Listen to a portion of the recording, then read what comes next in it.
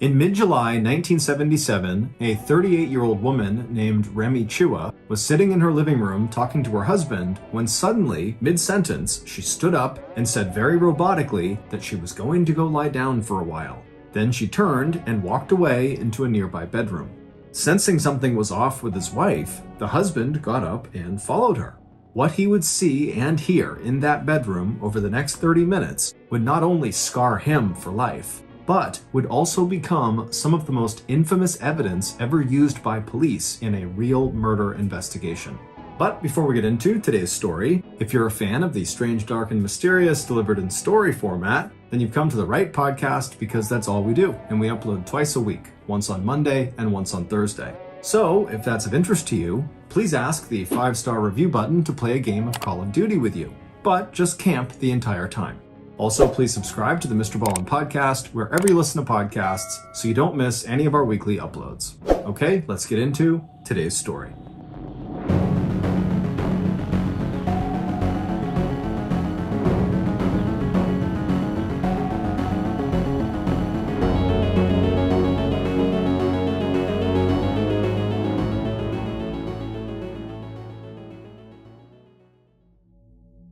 It was 3 p.m. on Monday, February 21st, 1977, and Teresita Basa was feeling happy that her shift at North Chicago's Edgewater Hospital was over. She smiled and said goodbye to a couple of her coworkers as she closed her locker and shrugged into her winter coat. It was winter in Chicago, which meant the days were very cold and very short. That day, the sunset was barely after 5 p.m. But with her shift ending at 3 p.m., she'd be home by 4 p.m., which meant she'd still have a full hour of daylight before darkness fell over her adopted city. Already looking forward to that magical hour inside of her cozy 4-bedroom apartment, the slender 47-year-old woman from the Philippines made her way out onto the street and walked to the nearby elevated train station. A few minutes later, a train arrived and Teresita climbed on board. It wasn't rush hour, so there were plenty of seats to choose from. She found one she liked and she sat down right as the train began pulling out of the station. After putting her bag on the seat next to her, she turned around in her seat and put her fingertips against the window behind her, and even through her glove, she could feel how cold the glass was. Despite having lived in the United States for almost 15 years, there were times, especially in the winter, when she still felt surprised by how completely different Chicago was when compared to her hometown of Dumaguete, a city located 8,000 miles away on Negros Island in the southern Philippines. Here in Chicago, Teresita was surrounded by towering skyscrapers, and the average temperature in February hovered right around freezing. Back in Dumaguete, nicknamed the City of Gentle People, the temperature in February was hot, and the landscape was green and lush with lots of graceful Spanish-style architecture. But much as Teresita sometimes missed the Philippines and her family who still lived there, she was sure that if she had not come to the US, she never would have had a chance to achieve her dream. A dream that right now, Teresita felt was almost within her grasp. Much as she liked it, her current job as a respiratory therapist at the hospital was really just a means to an end, a way to pay her rent and to afford her beautiful piano that waited for her in her living room at home. She liked working with the patients, diagnosing and analyzing lung function, and then helping the doctors create treatment plans and prescribe interventions and medications. But this job was not why Teresita had left her home in the Philippines and come to America. She had come to America to pursue her lifelong passion, music. As a young child, Teresita begged her parents for piano lessons, and when they relented and let her have piano lessons, she was over the moon and played piano basically all the time. And when she wasn't playing the piano, she was marching around her home, humming along to the notes of the music in her head. Once Teresita had finished high school, she had been among the very small percent of women in her town at that time, it was the late 1940s, early 1950s, to go on to university in the Philippines' capital city of Manila. And after graduating from there, Teresita became part of an even smaller percentage of women who went on to get their master's degree. This time, Teresita would leave the Philippines to attend Indiana University in the United States. By the time she was enrolled at Indiana University, Teresita had decided that she would become a music teacher, not a concert pianist, which had been her original intended career path in music. Although, when she got to Chicago, she would become a member of a very serious musical band called the Five Mahoganies Plus One that performed for large paying crowds. After getting her master's degree in Indiana, Teresita had moved north to Chicago, where she got her job at the hospital, and she enrolled at Chicago's Loyola University to get her doctorate in music.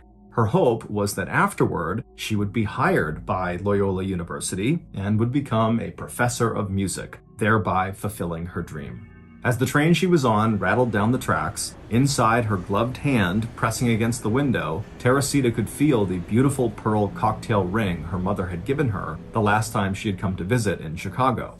The ring had been a gift to Teresita's mother from Teresita's father, a wealthy judge, who had bought the jewelry for his wife while visiting France. Before returning to Dumaguete after that last visit, Teresita's mother had pressed the ring, along with a heavy jade pendant and a few other pieces of jewelry, into her daughter's hands, telling Teresita to wear them, and when she did, to think of her parents and how much they loved her.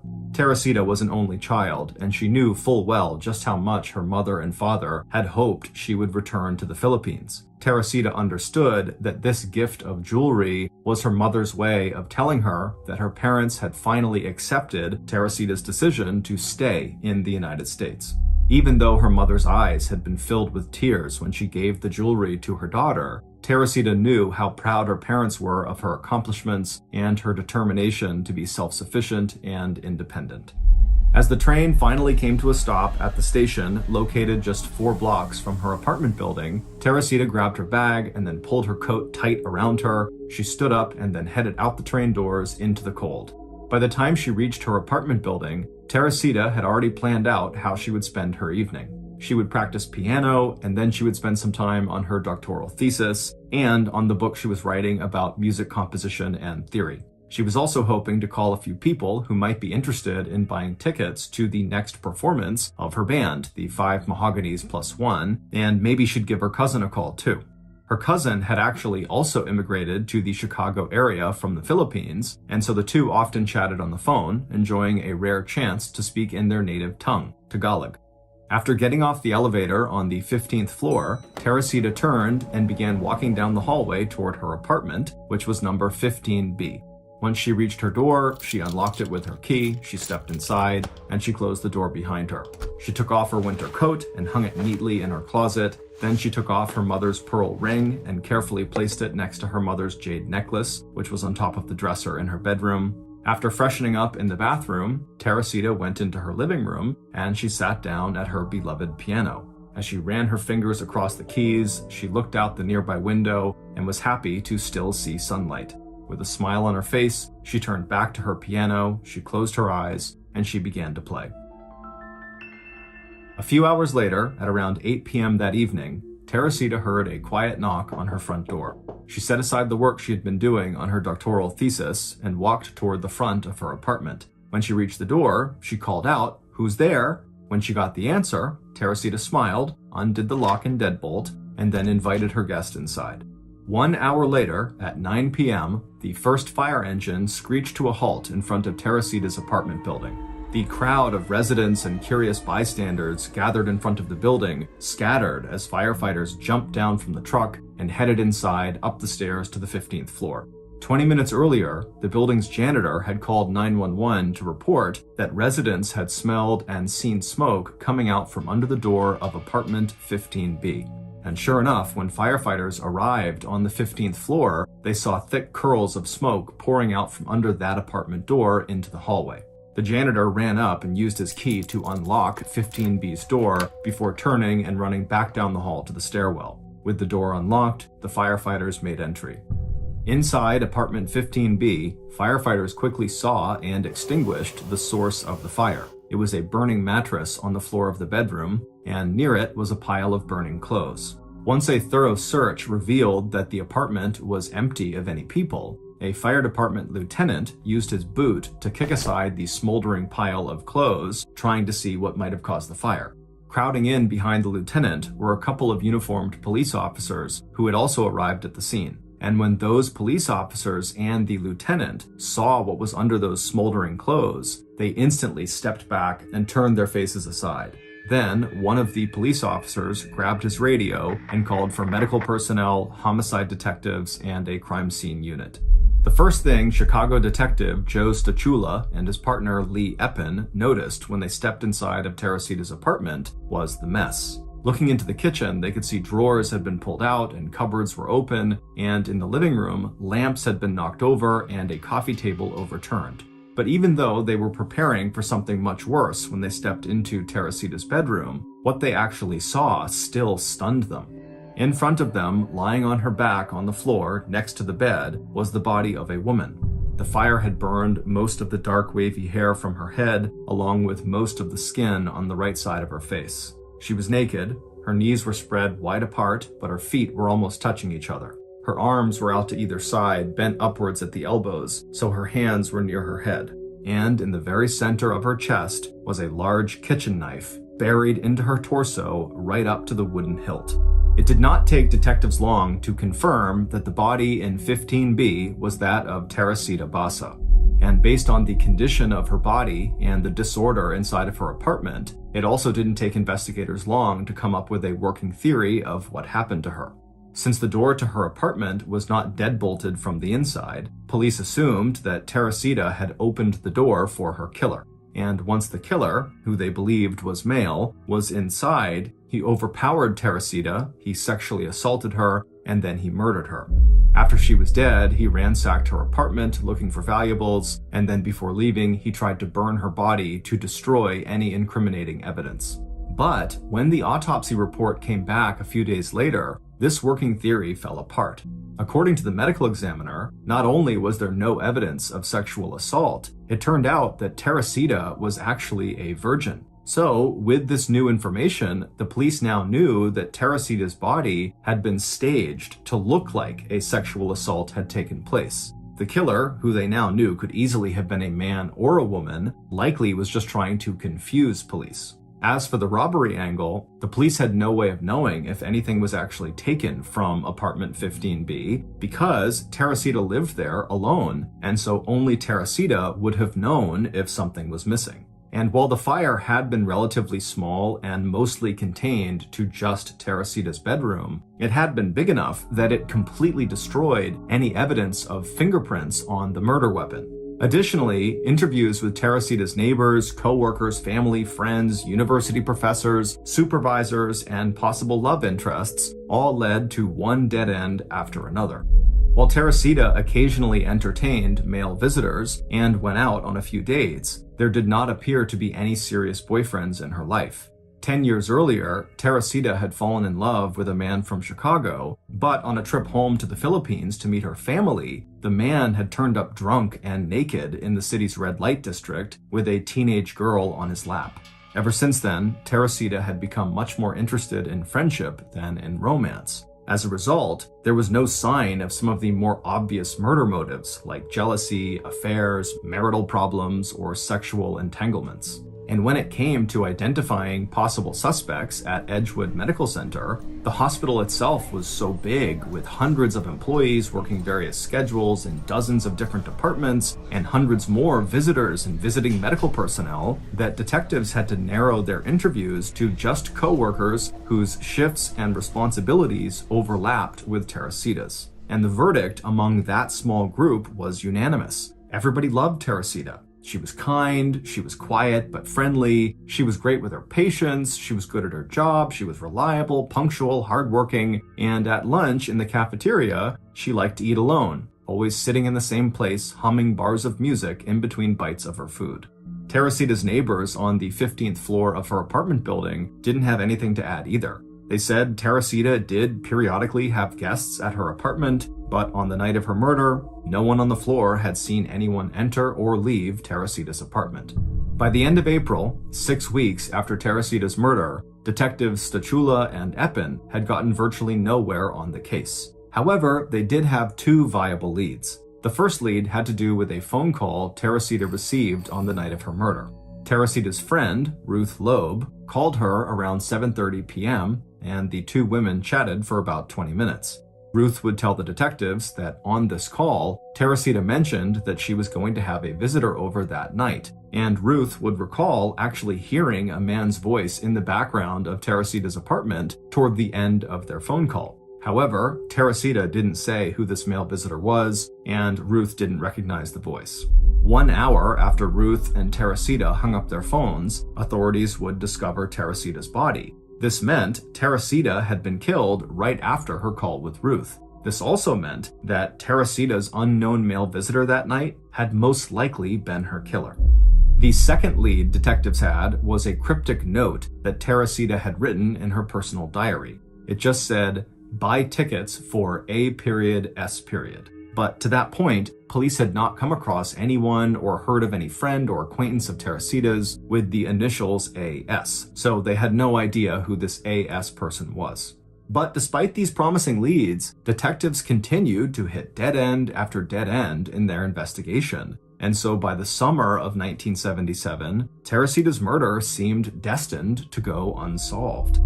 However, that would not be the case, because something incredibly unusual and downright disturbing was about to happen that would lead the detectives to the killer. Not long after Teresita's murder, one of the other respiratory therapists at Edgewater Hospital began to act very strangely. Her name was Remy Chua, she was 38 years old, and like Teresita, she was from the Philippines. Remy didn't work the same shift as Teresita, and so she had very little interaction with her and didn't know her well. But, according to Remy's co-workers, following Teresita's death, Remy began using Teresita's locker at work, and she also began to sit in the exact same seat in the cafeteria that Teresita would always sit at.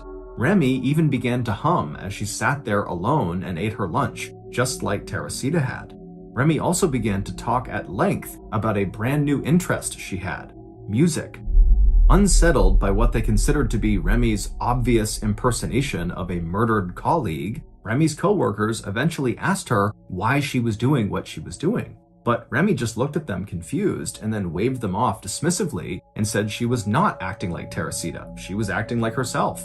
Eventually, when Remy's behavior didn't stop, a few of her co-workers complained to their supervisor. And when the supervisor approached Remy and told her about her co-workers' complaints, Remy became furious and aggressive. And in fact, her outburst got so out of hand that the supervisor wound up firing her. When Remy arrived home that day, she was still very upset. Her husband, Dr. Jose Chua, who was a surgeon in Chicago, not at Edgewater but at another hospital, instantly noticed that his wife looked distraught. So he asked her to come sit down with him and tell him what was wrong. So Remy walked into the living room, she sat down in a chair, and then she began to tell her husband a sort of distorted version of what had happened. She told her husband not that she was just fired, but rather that her job had just been canceled, and so now she was out of work. Remy didn't mention anything about her mimicry of Teresita Basa and how that had actually led to her job loss. Now, at this point in the story, you need to understand that Dr. Chua had no idea that there were any strange things happening with his wife. She seemed totally normal to him up until she had come home upset. Also, at this point, Dr. Chua had never heard the name Teresita Basa before. He had no idea who she was, or that she had worked with his wife at the hospital, or that she had recently been killed. So, when Dr. Chua's wife suddenly stood up from her chair in the living room mid-sentence and just said kind of robotically that she was going to go lie down for a while, Dr. Chua had no idea that he and his wife were about to get drawn into one of the most bizarre and unlikely murder investigations in American history. After Remy stood up and left for her bedroom, her mother, who was visiting the couple, would say that the look on her daughter's face was so strange that she turned and asked Dr. Chua to follow her and make sure his wife was okay. Dr. Chua did just that, and he arrived in the bedroom to find his wife lying on top of the bed, staring blankly up at the ceiling. Startled by the fixed look on his wife's face, Dr. Chua sat down next to her on the edge of the bed and asked her, "Is anything wrong?" But the voice that answered him did not belong to his wife. It was instead a voice he had never heard before. It spoke in the native Philippine language of Tagalog, which he and his wife both knew but rarely used, and the voice spoke with a distinct Spanish accent that he had never heard his wife use before. "Doctor," the voice coming out of his wife's mouth said, "you must help me." Dr. Chua was so caught off guard by this alien-sounding voice that he immediately defaulted to his medical training. He decided he needed to check to see if his wife was actually coherent or not, so he asked her a simple question: "What is your name?" But instead of his wife saying Remy in her normal voice, she said, still speaking in Tagalog with a Spanish accent, "I am Teresita Basa." Dr. Chua felt chills go all over his body. Then, after a pause, he said that he didn't know anyone by that name. When his wife just lay there motionless, still staring up at the ceiling, Dr. Chua broke the silence and said, "Well, what do you want?" The voice responded immediately. She said she had been murdered and she wanted to tell the doctor the name of her killer. Dr. Chua was at a complete loss. Nothing in his medical training had prepared him for what he was experiencing. And so he just started stroking his wife's arm and telling her that everything was okay and to relax and that she needed to wake up now and come back to him. But as he tried to kind of calm his wife down, the voice coming out of her mouth only became more insistent. It told Dr. Chua the first and last name of her killer. Then the voice gave very specific details of her own murder. The voice said that her killer had arrived alone at her apartment around 8 p.m. on the night of Monday, February 21st, and that she, Teresita, had let him in because he was a friend. But this friend, once inside of her apartment, had stabbed Teresita and killed her.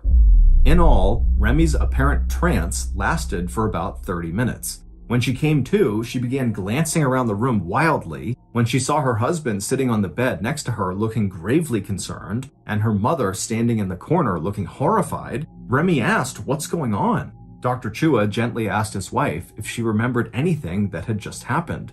Puzzled, Remy shook her head no and said that the last thing she remembered was sitting in the chair in the living room, and that she had no idea how she got to this bedroom. Dr. Chua, who was very rattled by what he had just experienced, took a deep breath and then tried to explain to his wife everything that had just happened in that bedroom. When Dr. Chua asked Remy if she knew this woman, Teresita Basa, Remy, who was now visibly shaking, told her husband that she did. Teresita was a woman she worked with at the hospital and that she had just been killed. But Remy said she barely knew her, they were just acquaintances. However, as she told her husband this, Remy suddenly remembered something that happened to her 2 weeks earlier that she had tried to forget about, but now she couldn't help but bring it up. Remy said 2 weeks earlier, she had gone into the break room at the hospital after a long shift to take a nap, and just seconds after closing her eyes, she felt a presence in the room with her. Thinking one of her coworkers must have silently stepped into the room, she was horrified when she opened her eyes, and there, standing right in front of her, staring down at her, was the recently murdered Teresita Basa. Remy was so instantly terrified that without making a sound, she just leapt to her feet and ran out of the room and down the hallway. After a few seconds, she stopped running and she turned around, but Teresita wasn't there anymore. With her heart still pounding, Remy told herself that she must have just imagined seeing Teresita, that was all just a dream. But she couldn't shake the image of Teresita standing there staring at her. It felt so real. Terrified and embarrassed, she had decided not to tell anyone about seeing the ghost of Teresita until now. After hearing this story, Dr. Chua told his wife that, of course, that must have just been a dream. Don't worry about that. I'm sure that's nothing. But deep down, he was frightened too, and couldn't understand how that could have happened just 2 weeks ago, and now they're in this bedroom dealing with this trance scenario that involves Teresita. Shifting the conversation back to reality, Dr. Chua asked his wife if she recognized the name of Teresita's killer. The voice had repeated the name several times, and Remy would say yes, she did know who that person was. But ultimately, the Chuas decided that they could not possibly go to the police with any of this information. How could they explain to police how they got it? They'd look foolish or crazy or even suspicious. So the couple just kind of went on with their day and acted like Remy's trance had never happened. Then, that night, Remy got a telephone call. Dr. Chua, who was standing nearby when his wife answered, could hear a man's voice on the other end of the line. His wife only managed to say a few words before hanging up the receiver, but when she turned back to her husband, her face was pale. She told him that it was someone from work whose voice she didn't recognize, but the man had just threatened her and told her that he was, quote, going to get her next. Again, out of fear, the Chuas decided not to go to police. 2 days later, while Remy was on the phone talking to a real estate agent standing near where her husband was sitting, Remy suddenly dropped the telephone receiver and stood awkwardly still and went into another trance. Again, the voice that came out of Remy's mouth was not her own. It was the voice that claimed to be Teresita. And this time, the voice was even more insistent. "You must help me, doctor," she pleaded. "You are the only one who can help find my killer. You must go to the police with everything I've told you." The voice went on to tell Dr. Chua not to be afraid, that he would not get in trouble for coming forward with this information, that Teresita would protect him and his family. However, once Remy snapped out of this second trance, the Chuas again did not go to the police. Even though they were starting to believe that these trances might actually be real, that Teresita really was communicating with them from beyond the grave, they felt like they didn't have any real evidence to back up what this voice was claiming, and so they still just could not go to police. No one would believe them. A few days later, Remy would fall into yet another trance. While Remy and her husband were asleep in bed, Remy suddenly opened her eyes, and while remaining stiff as a board on her back, she began speaking to Dr. Chua in the now familiar Tagalog with the Spanish inflection. When Dr. Chua woke up and saw what was happening right next to him, he was ready.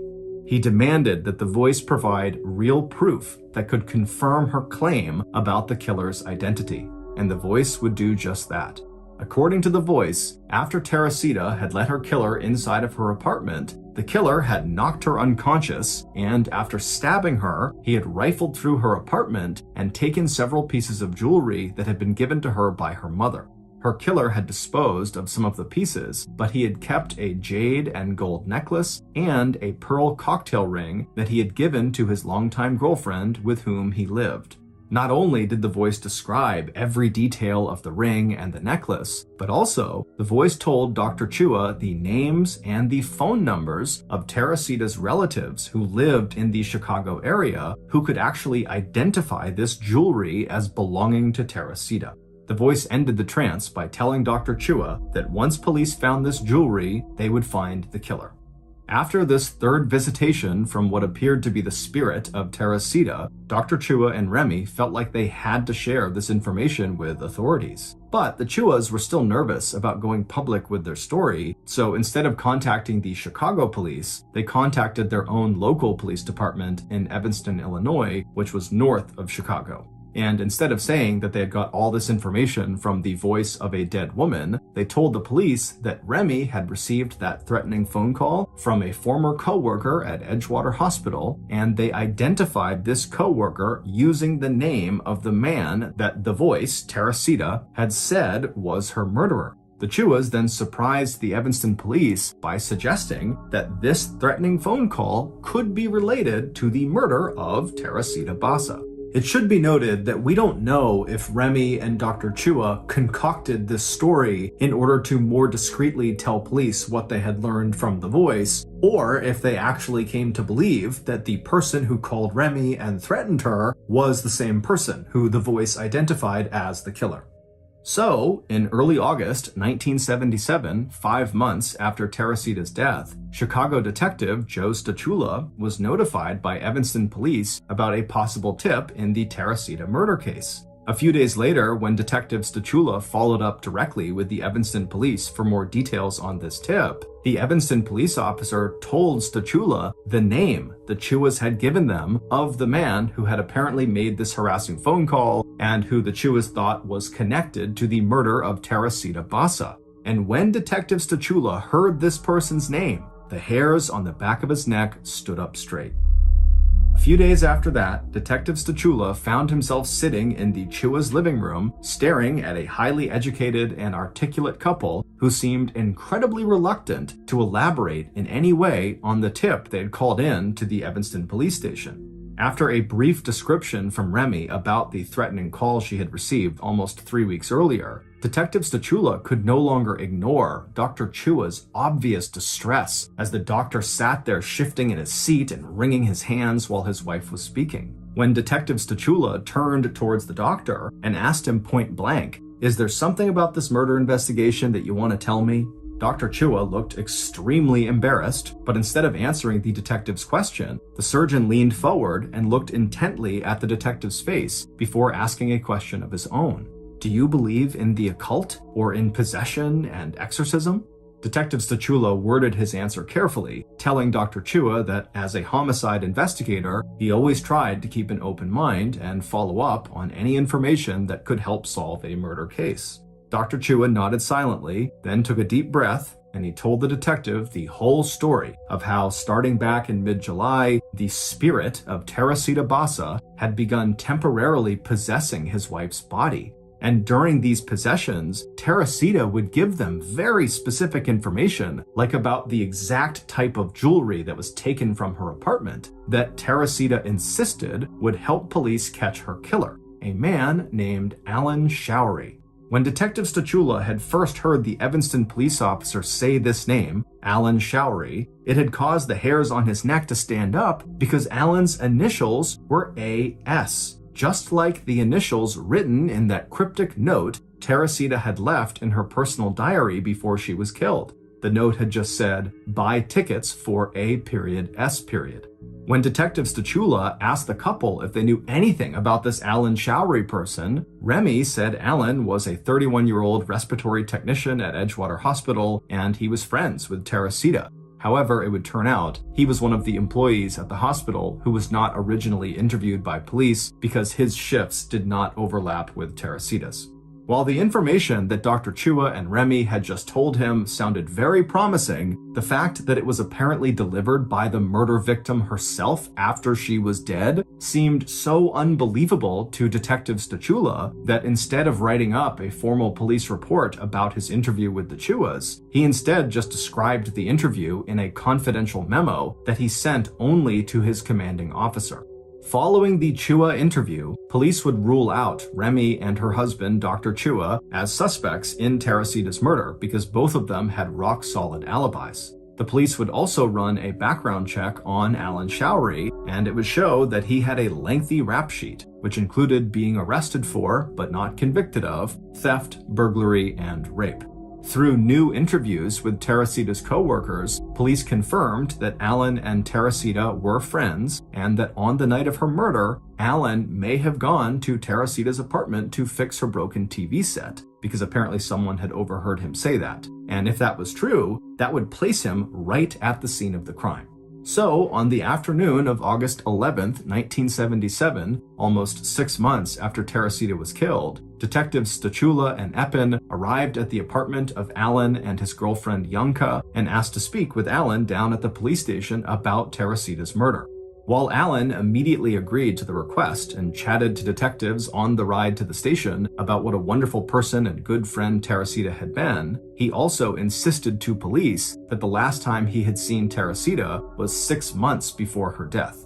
But when investigators bluffed, telling him they'd found his fingerprints at Teresita's apartment, Alan reconsidered, saying that on second thought, he had been at Teresita's apartment on the night of her murder to fix her TV, but that he had left at 6:30 p.m. because he didn't have the right tools with him to fix the TV. At that point, police went back to Alan's apartment to see if Yanka could confirm her husband's alibi. But it wasn't what Yanka had to say that grabbed officers' attention. It was what she was wearing. There, on one of her fingers, officers saw a large, distinctive pearl cocktail ring.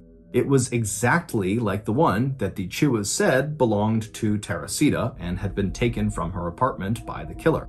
When investigators asked Yanka where she had gotten the ring, she told them it was a late Christmas present, along with some other pieces of jewelry that Alan had given her in late February, which would have been right around the time that Teresita was murdered. Detectives immediately asked Yanka to join her husband at the police station and to bring her jewelry collection with her. Yanka agreed, and then police, using the list of names and phone numbers that Dr. Chua had given them, contacted some of Teresita's relatives who lived in the area, and they came to the police station as well. And those relatives, including Teresita's cousin, immediately identified the ring Janka was wearing and the jade pendant in her jewelry box as the jewelry that Teresita's father had bought in France for Teresita's mother, and that Teresita's mother had then given the jewelry to Teresita during her last visit to Chicago. When police confronted Allen with the ring, along with the information provided by Teresita's relatives, Allen abandoned his claim that he was innocent of any involvement in Teresita's murder, and by early the next morning, on August 12, 1977, police had a 13-page signed confession from Allen. According to that confession and additional interviews from Teresita's coworkers, this is what happened to Teresita on the night of her murder. Allen arrived at Teresita's apartment at about 6:30 p.m. to fix her TV. But after realizing he did not have the right tools to fix it, he told Teresita that he would just have to come back another time, and he left her apartment shortly after 7:30 p.m. to walk back to his own apartment, which was only a block away. On that walk home, Allen did a lot of thinking. He had some serious money problems. He was currently behind on rent, and if he couldn't get his hands on a lot of cash very soon, his landlord was going to evict him and Janka, who was several months pregnant. And when Allen wondered where and how he could come up with that kind of money, he thought of Teresita. He knew she came from a wealthy family in the Philippines, and it seemed to him that she must have a lot of cash on hand. So when Janka went out shopping at about 8 p.m. that night, Allen decided to go back to Teresita's and rob her. When Teresita heard that knock on her front door at about 8 p.m., she was sitting at her table, busy working on her doctoral thesis. When she heard Allen's voice on the other side of the door, saying he'd come back with the right repair tools, she quickly undid the deadbolt to welcome him inside. As she turned back to close the door behind him, Allen lunged at Teresita, using his arm to encircle her neck from behind in a vicious chokehold as he dragged her into her bedroom. He continued to squeeze her neck until she was unconscious. Then Allen lay Teresita down on the bedroom floor on her back. He stripped off all of her clothes and arranged her body to look like she had been sexually assaulted. Then he walked into the kitchen and he grabbed a large knife that was laying on a cutting board nearby. He walked back into the bedroom with the knife in hand, and he stood over Teresita, who was still on the ground unconscious, and then he raised the knife into the air and then drove it straight down into the center of her chest. After pausing to catch his breath and to make sure that Teresita was dead, Allen got back onto his feet and began searching the apartment for the small fortune in cash that he was sure he would find. In the end, though, after pulling out drawers, opening cupboards, and turning over small pieces of furniture, all Allen would find was just $30. Glancing at his watch, Allen knew Janka would be back soon, and he needed to hurry. So he stepped to Teresita's bed, he pulled the mattress down on top of her to hide her body, and then he piled her clothes up on top of and next to the mattress and set it all on fire. On his way out of her bedroom, he gathered up the jewelry that he found on top of her bedroom dresser and inside her small jewelry box. Then he let himself out the front door and slipped down the hallway to the elevator and then back out to the street, where he breathed in fresh, cold winter air. In his confession, Allen was convinced that Teresita never felt a thing after she lost consciousness, meaning she did not feel the knife being plunged into her chest that killed her. However, we have no way of knowing if that's actually true. 17 months after Teresita's murder, on Friday, January 27, 1979, the judge overseeing the Allen Showery murder trial declared a mistrial when the jury of 8 men and 4 women reported that they were hopelessly deadlocked and unable to reach a unanimous verdict of either guilty or not guilty. The trial itself, dubbed the Voice from the Grave trial, had been an 8-day-long national media sensation, with Allen's defense team calling into question any charge that was based on information delivered to police by Teresita's ghost. The prosecution argued that the source of the information that police got from the Chuas was immaterial. The only thing that mattered was whether the information was accurate. And even though Allen would later recant both his oral and written confessions, police said that the hard evidence they had collected proved that he was, in fact, Teresita's killer. Allen's lawyers were ecstatic when the judge declared a mistrial. They had poked so many holes in the Voice from the Dead story that they told Allen that he was sure to get a not guilty verdict in his new trial. They had also proved that Remy was an unreliable witness, that she had, in fact, known Teresita much better than she had originally told detectives. maybe even well enough to know details about what jewelry Teresita owned and the names of Teresita's relatives. But 3 weeks later, on February 22nd, 1979, almost 2 years to the day that Teresita was killed, Alan Showery surprised the world by changing his story yet again. This time, against the advice of his legal team, Alan changed his plea to guilty in the murder of Teresita Basa. Alan Showery was sentenced to 14 years in prison, the minimum mandatory sentence for murder. But just 4.5 years into Alan's sentence, he was released from prison on parole for good behavior. His whereabouts today are unknown. 45 years later, the case of Teresita Basa's murder remains one of the strangest investigations in police history. But whether or not you believe the story Dr. Jose Chua and his wife Remy told Chicago police, the fact remains that the information they provided to investigators turned out to be the key to finding and convicting the man who eventually confessed to being Teresita's killer. Also, as a final piece of information to think about, buried in the interview notes amongst the dozens and dozens of interviews police conducted with Edgewater Hospital employees, there are 3 different accounts from employees who all claim the same thing, that they came face to face with an apparition that looked like Teresita, who pleaded with them to help bring her killer to justice.